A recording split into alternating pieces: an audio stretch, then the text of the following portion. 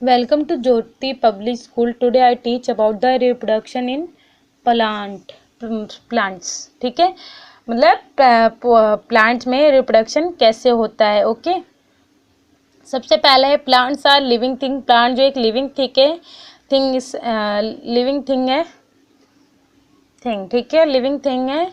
They reproduce and increase in number. In this lesson we will be able learn how plant reproduce. इस lesson में हम यही पढ़ेंगे कि एक प्लांट कैसे अपने जैसा और प्लांट बनाता है, मतलब रिप्रोड्यूस करता है. Reproduction is a process. Reproduction एक ऐसा प्रोसेस है बाय विच जिसमें plants multiply two make more plant, जिसमें एक प्लांट अपने ही जैसे और प्लांट को कई गुना बढ़ा दे सकता है. ठीक है, अपने ही जैसा. ठीक है, बोला ना, आवन काइंड मतलब सेम. ठीक है, एक प्लांट अपने जैसा ही और प्लांट को रिप्रोड्यूस कर सकता है, उत्पन्न कर सकता है. रिप्रोड्यूस मतलब उत्पन्न कर सकता है. In plant reproduction take place by seed. अब ये रिप्रोडक्शन कैसे होगा? सीड से मतलब बीज से, स्पोर से बीजाणु से, और किससे होगा?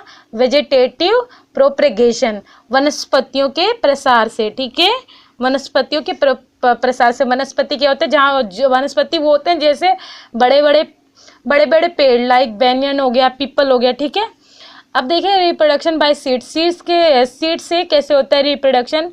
All flower plant reproduce by giving rise to seed. जितने भी फ्लावर होते हैं वो पहले सीड से ही ग्रो करते हैं.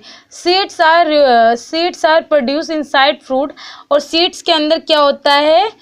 उसके अंदर क्या होता है? फ्रूट होता है. Which develop from a flower, जो फ्लावर के बाद आता है. सबसे पहले बीज आता है, बीज के बाद क्या आता है? फ्लावर आता है, फ्लावर के बाद दिन क्या आता है?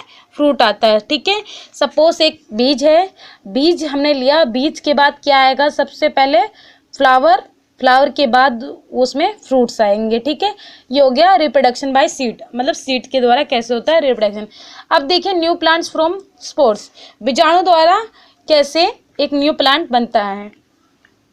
Some non flowering plant do not produce flower.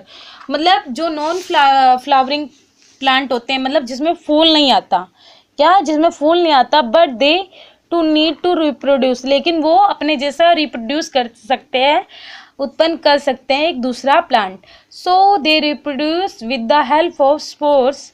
वो बीजाणु द्वारा ऐसा उत्पन्न कर सकते हैं. ठीक है, एक नया plant. The spores are small. ये छोटे होते हैं. एंड राउंड, गोल होते हैं, लाइट होते हैं. क्या होते हैं? गोल एंड लाइट होते हैं, मतलब हल्के होते हैं. ठीक है, they can be depressed easily in various direction. मतलब फैल जाते हैं ये इजिली, क्योंकि लाइट होते हैं, हल्के होते हैं, तो ये सारे डायरेक्शन में इजिली फैल जाते हैं. To give rise to new plant. और वो जो फैल जाते हैं फिर ये अपना नया प्लांट ग्रो कर देते हैं, मतलब नया प्लांट उत्पन्न हो जाता है, रिप्रोड्यूस हो जाता है. Spores are found in fungi like mushroom and moulds. ठीक है, मतलब कि स्पोर जैसे कि इसमें क्या क्या होते हैं? एक मशरूम होता है एंड मोल्ड्स. ठीक है, ये दोनों एग्जाम्पल किसके हैं? स्पोर्स के. ठीक है, अगला देखिए वेजिटेटिव प्रोपेगेशन, यानी कि वनस्पति प्रसार. ठीक है, when plants reproduce with the help of their body parts such as roots, stem and leaves and not throughout seed, it is called vegetative propagation. मतलब कि इन्होंने ये कहा है कि जो प्लांट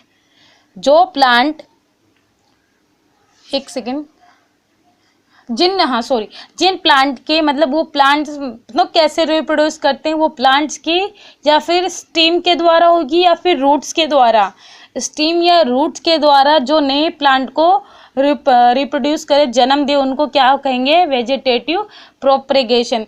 कोई एक एग्जांपल मुझे बताओ कि मतलब वो रूट से कोई नया प्लांट बन जाता हो. पता है किसी को?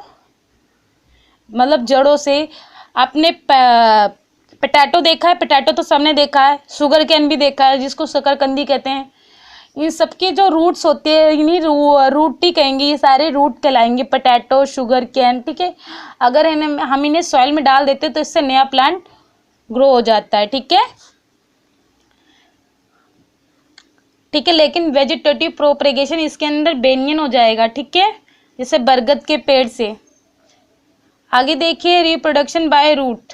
अब रूट से कैसे होगा, ये तो मैंने बता दिया, वेजिटेशन प्रोपगेशन, ठीक है, इसका एग्जाम्पल बेनियन हो जाएगा, ठीक है। अब देखिए रिप्रोडक्शन बाय, अब रूट से कैसा दूसरा बनता है, ठीक है, मतलब प्लांट रिप्रोड्यूस होता है। Carrot, turnip, radish and sweet potato are example of plant whose root can grow. मतलब ये जो रेडिश है, कैरेट है, स्वीट पोटैटो, ये एग्जाम्पल है किसके, जिनकी रूट से नया प्लांट ग्रो हो जाता है, ठीक है। अगर इनकी ये अपने आप में ही रूट्स हैं, ठीक है, ये रूट्स ही हैं जो मैंने अभी बताया ना, like carrot, turnip, radish, sweet potato, ये सारे क्या है, रूट है, इन्हीं से नया प्लांट बन जाता है, न्यू प्लांट, ठीक है। Whose root can grow into new plant, जिनसे नया प्लांट बन जाता है। They store food in them, इनके अंदर क्या होता है, फूड स्टोर होता है। Food them, they are swollen because of store food are called tuberous root. इसलिए देखो इनके अंदर फूड होता है। आपने शलगम या फिर रेडिश या फिर स्वीट पोटैटो या फिर पोटैटो, इन सबको देखेंगे फूले फूले होते हैं, मोटे मोटे होते हैं। क्यों होते हैं, क्योंकि उनके अंदर फूड यानी कि भोजन जो है इकट्ठा होता है, इसलिए वो स्वेलन होते हैं, मतलब फूले हुए होते हैं। स्वेलन का मतलब होता है फूले हुए, ठीक है, इसलिए। और इनको क्या कहते हैं, ट्यूबेरियस रूट। क्या बोलेंगे, tuberous root. When these root are planted in soil they give rise to new plant. और इनको हम जब सॉइल में डालते हैं तो नया प्लांट ग्रो हो जाता है। अब मैं आपको दिखाती हूँ कि एक, जैसे कि सपोज मैं आपको एक सीड दिखाती हूँ, ये आपको दिख रहा होगा, एक सेकेंड, ये सीड्स है, ये वीट का सीड है, वीट इनटू गेहूँ, ठीक है। इसी अगर सीड्स को मैं अगर सॉइल में डाल देती हूँ तो इससे क्या होगा, एक प्लांट ग्रो होएगा। क्या होगा, एक प्लांट, ओनली वन सीड से, ठीक है। ये मैंने सीड अगर सॉइल में डाल दिया तो इससे प्लांट जो ग्रो होगा, एक प्लांट से मैनी प्लांट ग्रो हो जाएंगे, ठीक है। मतलब उस एक बीज से और भी मतलब बीज हो सकते हैं, जैसे ऐसे, ये देखो, ये वीट का ही पौधा है, ठीक है। अब इसके अंदर सारे ऐसे ही सीड्स निकलेंगे, ठीक है। तो मतलब एक सीड्स को हमने डाला तो सॉइल में, उससे देखो कितने सारे वीट ग्रो हो गए हैं, ठीक है। इस ऐसे ही होता है, रिप्रोडक्शन होता है प्लांट में, ठीक है। ये मैंने अभी वीट का एग्जांपल दिया है, ऐसे ही शुगर केन का होता है, पोटैटो का होता है, सबका ऐसे ही होता है, ठीक है, reproduction in plant. Okay student, अब आपका होमवर्क क्या है, आपको 2 काम करने हैं आज, reproduction by seed and new plant from spurs, ठीक है। इन दोनों को लिखना है और ये लर्न भी करना है, इन दोनों को लिखना है और लर्न करना है, ये आपका होमवर्क है। Okay student, thank you.